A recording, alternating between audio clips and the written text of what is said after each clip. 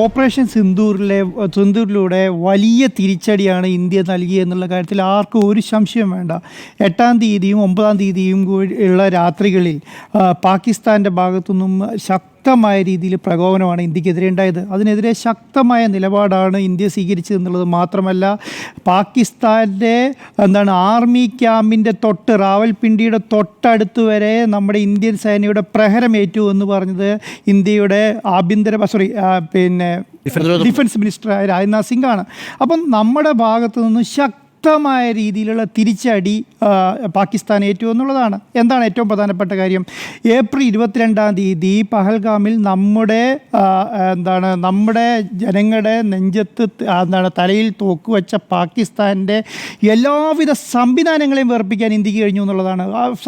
പാകിസ്ഥാൻ ശരിക്കും പറഞ്ഞാൽ വിറച്ചു എന്നുള്ളതിനേക്കാൾ ഒരു ഡൗട്ടും അക്കാര്യത്തിനകത്ത് വേണ്ട. എന്താണ് 8-ാം തീയതി രാത്രി 8:30 മണിക്ക് ബീറ്റ് എഡിറ്റേഴ്സ് കഴിഞ്ഞ് നമ്മളിവിടെ കാണുന്നതെന്ന് പറയുന്നത്, ഇന്ത്യയുടെ അതിർത്തി സംസ്ഥാനങ്ങളായ എല്ലായിടത്തും തന്നെ വലിയ ശക്തമായ രീതിയിൽ പാകിസ്ഥാൻ്റെ ആക്രമണം നടക്കുന്നു എന്നാണ് അറിയുന്നത്.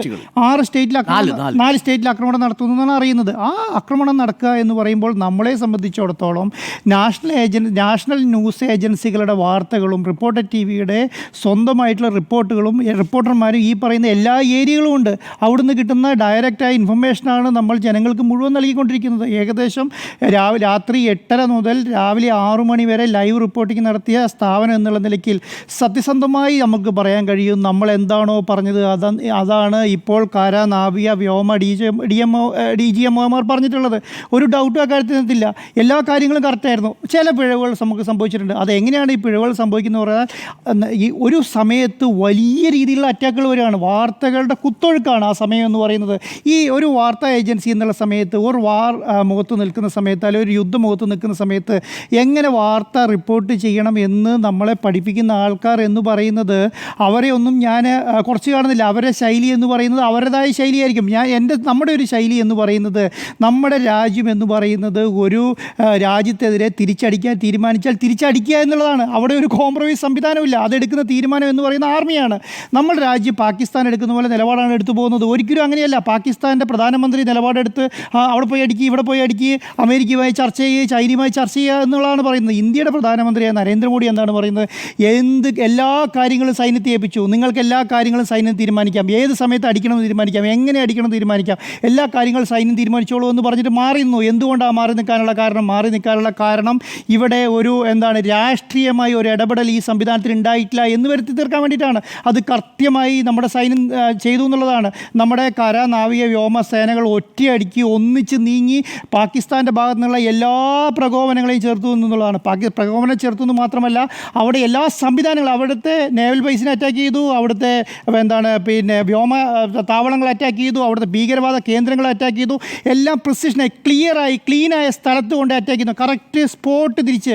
ഇതാണ് ഇപ്പോൾ DGMOമാർ പറഞ്ഞ ഇതാണ് ഉണ്ടായിരുന്ന ബിൽഡിംഗ്, ഇതാണ് ആക്രമണത്തിന് മുൻപുണ്ടായിരുന്ന സ്ഥിതി, ഇതാണ് ആക്രമണത്തിന് ശേഷം ഉണ്ടായിരുന്ന സ്ഥിതി. ഈ മുൻപുണ്ടായിരുന്ന ഇങ്ങനെയാണ്, 2 നില ബിൽഡിംഗ് ഉണ്ടായിരുന്നത്, അതിന് ശേഷം കണ്ടോളൂ. ഇതാണ് മുൻപുണ്ടായിരുന്ന എയർപോർട്ട്, ഇതാണ് അതിന് ശേഷം കണ്ടോളൂ. അങ്ങനെ ഓരോ സ്ഥലങ്ങൾ കൃത്യമായി DGMO നമുക്ക് പറഞ്ഞു തന്നു. അതെന്താണ് അതിന് കാരണം എന്ന് പറയുന്നത്? ഇന്ത്യക്ക് അതിൻ്റേതായ സാങ്കേതിക സംവിധാനങ്ങളുണ്ട്, എങ്ങനെയാണ് കൈകാര്യം ചെയ്യുന്നത് എന്നുള്ളതുണ്ട്. അപ്പം വ്യോമയാതിർത്തി ലംഘിച്ച് യാത്രാ വിമാനങ്ങളുടെ പിൻപറ്റി പുറകിലോട്ട്, അതായത് ഇന്ത്യയിലേക്ക് കടന്നു വന്ന എല്ലാ മിസൈലുകളെയും എല്ലാ ഡ്രോണുകളെയും തക്കതായ സമയത്ത് അടിച്ചിടാൻ ഇന്ത്യക്ക് കഴിഞ്ഞു എന്നുള്ളതാണ്. ചെറിയ കാര്യമായിട്ട് കാണാൻ പറ്റില്ല. നമ്മൾ എന്താണ് പറയുന്നത്? നമ്മൾ ഈ പഹൽഗാം ഇഷ്യൂ അല്ലെങ്കിൽ പഹൽഗാം ഭീകരാക്രമണം നടന്ന സമയം തുടങ്ങി നമ്മൾ 14 ദിവസം പറഞ്ഞുകൊണ്ടിരുന്നത് ഇന്ത്യയുടെ പ്രധാനമന്ത്രി എന്ത് ചെയ്തുകൊണ്ടിരിക്കുകയാണ്? എന്തുകൊണ്ട് തിരിച്ചടിച്ചില്ല? ഇത് കേട്ട് നമ്മൾ മടുത്തല്ലേ? ഇന്ത്യയിലെ എല്ലാ പ്രതിപക്ഷ പാർട്ടികളും, എല്ലാ പ്രസ്ഥാനങ്ങളും, എല്ലാ രാഷ്ട്രീയ പാർട്ടികളും പറഞ്ഞുകൊണ്ടിരുന്നത് എന്തുകൊണ്ട് തിരിച്ചടിച്ചില്ല എന്നുള്ളതാണ്. ഈ തിരിച്ചടിച്ച സമയം തുടങ്ങി തിരിച്ചു പറയാൻ തുടങ്ങി. എന്താണ് തിരിച്ചു പറയുന്നത്? എന്തിനാണ് യുദ്ധം? അങ്ങനെയല്ല പറയേണ്ടത്. എങ്ങനെയാണ് പറയേണ്ടത്? ഇതൊക്കെ തീരുമാനിക്കുന്നത് സൈന്യമാണെന്നേ. ഇന്ത്യയുടെ സൈന്യത്തെ ചെറുതായി കാണാൻ പറ്റില്ലെന്ന്. ഇന്ത്യയുടെ സൈന്യം ശക്തമായി തിരിച്ചടിക്കാൻ തീരുമാനിച്ച് സൈന്യത്തിൻ്റെ കൂടെ നിൽക്കുകയാണ് നമ്മുടെ ഓരോരുത്തരെയും കഴിവെന്ന് പറയുന്നത്. അത് മാധ്യമ സ്ഥാപനമായാലും, പ്രധാനപ്പെട്ട നേതാക്കന്മാരായാലും, ഉദ്യോഗസ്ഥന്മാരായാലും, സിവിലിയൻസ് ആയാലും, സാധാരണ ജനങ്ങളായാലും സൈന്യത്തിൻ്റെ കൂടെ നിൽക്കുകയാണ് വേണ്ടത്. ആ സമയത്ത് അന്നേരം സമാധാനം കൊണ്ടുവരികയല്ല വേണ്ടത്. നമ്മുടെ ജനങ്ങളെ അടിച്ച, അല്ലെങ്കിൽ നമ്മുടെ രാജ്യത്ത് ഭീകരാക്രമണം നടത്തുന്ന പാകിസ്ഥാൻ എന്ന് പറയുന്ന ഭീകര രാഷ്ട്രത്തെ, ഭീകരവാദ മാത്രം സപ്ലൈ ചെയ്യുന്ന ഒരു രാഷ്ട്രത്തെ ഭീകരവാദത്തിന് മുളയ്ക്കാനുള്ള സംവിധാനം ഉണ്ടാക്കിയും ട്രെയിനിങ് കൊടുക്കുകയും റിക്രൂട്ട് ചെയ്യുന്ന ഒരു രാജ്യത്തെ, ലോകത്തിന് ഭീകരവാദത്തെ സപ്ലൈ ചെയ്യുന്ന ഒരു രാജ്യത്തെ തിരിച്ചടിക്കാൻ ഇന്ത്യ തീരുമാനിക്കുന്ന സമയത്ത് ആ രാജ്യത്തിൻ്റെ ഒപ്പം നിൽക്കുകയാണ് വേണ്ടത്. ആ സമയത്ത് നിങ്ങൾ 1971 അങ്ങനെ ചെയ്തില്ലേ, 72 ഇങ്ങനെ ചെയ്തില്ലേ, അന്ന് ഇന്ദിരാഗാന്ധി അങ്ങനെ അടിച്ചില്ലേ എന്നല്ല പറയേണ്ടത്. ഇന്നത്തെ രാജ്യത്തിൻ്റെ പ്രധാനമന്ത്രി 2025 പ്രധാനമന്ത്രി ആരാ? നരേന്ദ്രമോദിയാണ്. നരേന്ദ്രമോദിയുടെ കൂടെ നിൽക്കുക എന്നുള്ളതാണ് ചെയ്യേണ്ടത്. നരേന്ദ്രമോദി എന്നുള്ള ഇന്ത്യയുടെ പ്രധാനമന്ത്രി ആരായാലും അദ്ദേഹത്തിൻ്റെ കൂടെ നിൽക്കുകയാണ് ചെയ്യേണ്ടത്. അവരെന്ത് തീരുമാനം എടുക്കുന്നു ആ കൂടെ നിൽക്കുകയാണ് ചെയ്യേണ്ടത്. അതേ തീരുമാനം ഇനി അങ്ങോട്ടും നമ്മൾ എടുക്കാൻ പോകുന്നുള്ളൂ. അതുപോലെ തന്നെയാണ് സൈന്യത്തിൻ്റെ കൂടെ നിൽക്കുക എന്നുള്ളത്. ഇന്ത്യയുടെ സൈന്യം എന്ത് തീരുമാനിക്കുന്നോ ആ തീരുമാനത്തിൻ്റെ കൂടെ നിൽക്കുക എന്നുള്ളതാണ്. അത് റിപ്പോർട്ട് ചെയ്യുക തന്നെ ചെയ്യുന്നേ. നിങ്ങൾ ഇങ്ങനെ റിപ്പോർട്ട് ചെയ്യേണ്ടതല്ല. എന്താണോ പാകിസ്ഥാൻ ആക്രമണം നടത്തുന്നത് ആ ആക്രമണത്തെയാണ് നമ്മൾ റിപ്പോർട്ട് ചെയ്തുകൊണ്ടിരിക്കുന്നത്. അതാണ് പാകിസ്ഥാൻ ഇങ്ങോളം അറ്റാക്ക് ചെയ്യുന്നു, ഇതാ ഇത്ര ഡ്രോൺ വന്നു, ഇത്ര മിസൈൽ വന്നു, ഇത് യുദ്ധവിമാനം വന്നു, യുദ്ധവിമാനത്തെ അടിച്ചിട്ടു, മിസൈലുകളെ അടിച്ചിട്ടു, ഡ്രോണുകളെ അടിച്ചിട്ടു, നമ്മുടെ നേരേക്ക് ബീരങ്കികൾ വന്നു, ബീരങ്കികളെ നമ്മൾ അടിച്ചിട്ടു, നമ്മുടെ സൈന്യം തിരിച്ചടിച്ചു എന്നുള്ളതാണ് നമ്മൾ പറഞ്ഞുകൊണ്ടിരിക്കുന്നത്. ഇത് ഇന്ന സ്ഥലത്ത് കറാച്ചിയിൽ ആക്രമണം നടത്താൻ പോകുന്നു, ഇത് വ്യോമത്തെ താവളങ്ങൾ ആക്രമണം നടത്താൻ പോകുന്നു, ഇതാണെന്ന് റിപ്പോർട്ട് ചെയ്ത് ഇത് നമ്മൾക്ക് വളരെ ശാന്തമായി നിന്നിട്ട് അയ്യോ ഒരു ഡ്രോൺ വന്നു, അത് അതല്ല ഒരു മിസൈൽ വന്നു എന്ന് നമുക്ക് പറയാൻ പറ്റില്ല. നമ്മൾ ശക്തമായി പറയും. നമ്മളെ രാജ്യത്തെ ആക്രമിക്കാൻ വന്നിട്ടുണ്ട്, നമ്മൾ ശക്തമായി പറയും. അത് എന്ന് പറയുന്നത് മാധ്യമധർമ്മമായിട്ടാണ് നമ്മൾ കാണുന്നത്. അതുകൊണ്ടാണ് രാത്രിയുള്ള മുതിർന്ന മാധ്യമപ്രവർത്തകരെല്ലാം നിരന്ന് വാർത്ത റിപ്പോർട്ട് ചെയ്തത്. അതിൻ്റെ അകത്ത് ചില പിഴവുകൾ വന്നിട്ടുണ്ടാവുന്നത്. ആ പിഴവ് എങ്ങനെയാണ് വരുന്നത്? നമ്മുടെ ഭാഗത്ത് നിന്ന് വരുന്ന പിഴവല്ല. ആ പിഴവെന്ന് പറയുന്നത് നാഷണൽ ഏജൻസികൾക്ക് നമുക്ക് വാർത്ത തരാണ്. Several border airport as closed എന്ന് പറഞ്ഞു വന്നു. സെവറൽ എന്ന് പറഞ്ഞ സാധനം ആദ്യം ഇല്ല. ആദ്യം വരുന്നത് എന്താണ്? Airport as close in India എന്ന് പറഞ്ഞു. ഇന്ത്യയിലെ മുഴുവൻ വിമാനത്താവളങ്ങളും അടച്ചു എന്ന് പറഞ്ഞാൽ റിപ്പോർട്ട് വരുന്നത്. 5 മിനിറ്റ് കഴിഞ്ഞപ്പോഴത്തേക്ക് അത് തിരിച്ചു വന്നു. എങ്ങനെ തിരിച്ചു വരുന്നത്?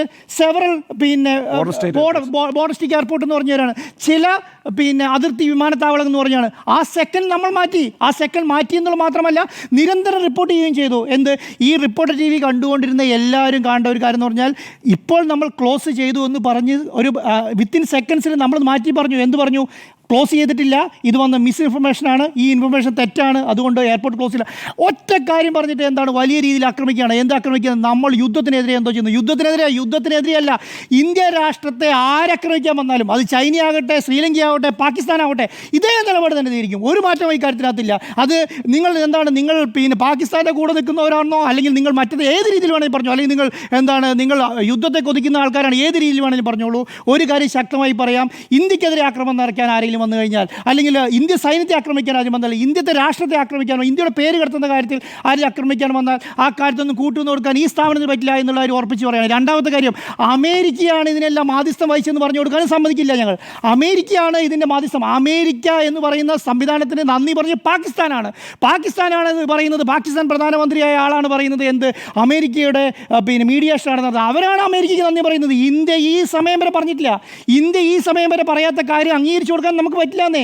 ഈ പറയുന്ന സംവിധാനങ്ങൾ ഒന്നും അംഗീകരിച്ചു കൊടുക്കാൻ പറ്റില്ല. ഇന്ത്യ എന്താണ് പറയുന്നത്, ഇന്ത്യൻ മിലിറ്ററി എന്താണ് പറയുന്നത്, ഇന്ത്യ ഗവൺമെൻറ് എന്താണ് പറയുന്നത്, ആ കാര്യം മാത്രമേ അംഗീകരിച്ചു കൊടുക്കാൻ പറ്റുള്ളൂ. അപ്പോൾ ശക്തമായ രീതിയിൽ ഇന്ത്യ തിരിച്ചടിച്ചു എന്നുള്ള കാര്യം ഉറപ്പാണ്. അതിനേക്കാളും അപ്പുറം ഇനി അങ്ങോട്ട് ഇന്ത്യയുടെ ഭാഗത്തേക്ക് ഇനി ഏത് രീതിയിലുള്ള പ്രകോപനം ഉണ്ടായാലും ഇനിയും തിരിച്ചടിക്കുമെന്നാണ് ഇന്ത്യൻ സൈന്യം പറഞ്ഞത്. അതേ ശക്തമായ നിലപാട് തന്നെയാണ് നമ്മൾക്കും എല്ലാവർക്കും ഉള്ളത്. അതുമാത്രമല്ല, സമാധാനം പറയേണ്ട സമയം ഇതല്ല. സമാധാനം പറയുന്നത് എന്താണ്? യുദ്ധമുഖത്തല്ല സമാധാനം പറയുന്നത്, യുദ്ധത്തിന് മുൻപും യുദ്ധത്തിന് ശേഷമാണ്. യുദ്ധമുഖത്ത് നമ്മളെന്താണ്, നമ്മുടെ സ്റ്റേറ്റുകൾക്കൊരു പ്രത്യേകത ഉണ്ടെന്താ? നമ്മൾ സൗത്ത് ഇന്ത്യൻ സ്റ്റേറ്റാണ്. സൗത്ത് ഇന്ത്യൻ സ്റ്റേറ്റിന് എന്താ പ്രശ്നം? നമ്മൾ വാർ ഫ്രണ്ടിലല്ല നിൽക്കുന്നത്. പക്ഷേ എന്താണ്, വാർ ഫ്രണ്ടിൽ നിൽക്കുന്ന സ്റ്റേറ്റുകളെ, സൈനികരെ കൂടുതൽ സപ്പോർട്ട് ചെയ്യേണ്ട സ്റ്റേറ്റ് കേരളം, കർണാടക, തമിഴ്നാട്, ആന്ധ്ര, തെലങ്കാന പോലെയുള്ള ഈ പറഞ്ഞ സൗത്ത് ഇന്ത്യൻ സ്റ്റേറ്റുകളാണ്.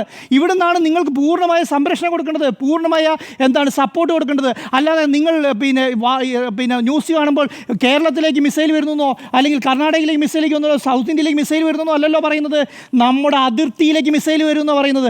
ഇവിടെ ഇരിക്കുന്ന ഒരാളും ആ കണ്ടത് പേടിച്ചിട്ടുണ്ടാവില്ല എന്ന് എനിക്കറിയാം. കാരണം എന്തുകൊണ്ടാണ്? ഇവരെ മുന്നിലേക്ക് മിസൈൽ വരില്ല എന്ന് ഉറപ്പുണ്ട്.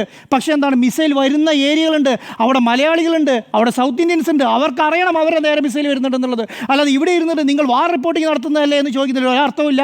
അതുമാത്രമല്ല, കേരളത്തിലെ അല്ലെങ്കിൽ സൗത്ത് ഇന്ത്യയിലുള്ള സ്റ്റേറ്റുകൾക്കൊരു പ്രത്യേകത എന്ന് പറയുന്നത്, യുദ്ധം നടക്കുന്ന സമയത്ത് വാർ ഫ്രണ്ടിലിരിക്കുന്ന എല്ലാ സംവിധാനങ്ങൾക്കും സപ്പോർട്ട് കൊടുക്കേണ്ട സംവിധാനം ഇതായിരുന്നു.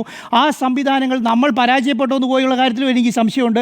ഇപ്പോഴും നമ്മുടെ രാജ്യത്ത് ചർച്ച നടക്കുന്നത് എന്താണെന്നറിയോ? നമ്മൾ അമേരിക്കയുടെ സപ്പോർട്ട് മേടിച്ചെന്ന് പറയുകയാണ്. ഏതിനു വേണ്ടിയിട്ട്? യുദ്ധം അവസാനിച്ചു എന്നല്ല, യുദ്ധം ഉണ്ടായിട്ടില്ല എന്നുള്ള കാര്യം ആദ്യം മനസ്സിലാക്കുക, യുദ്ധം തുടങ്ങിയിട്ടില്ല എന്നുള്ള കാര്യം മനസ്സിലാക്കുക.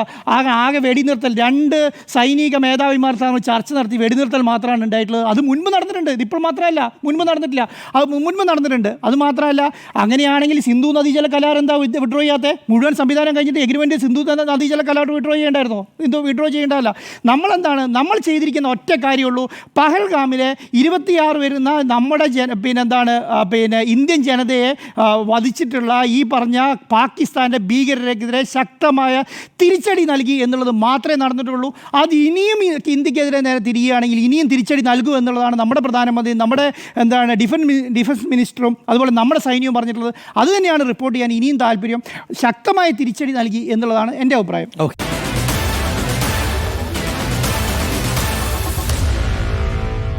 Meet the editors.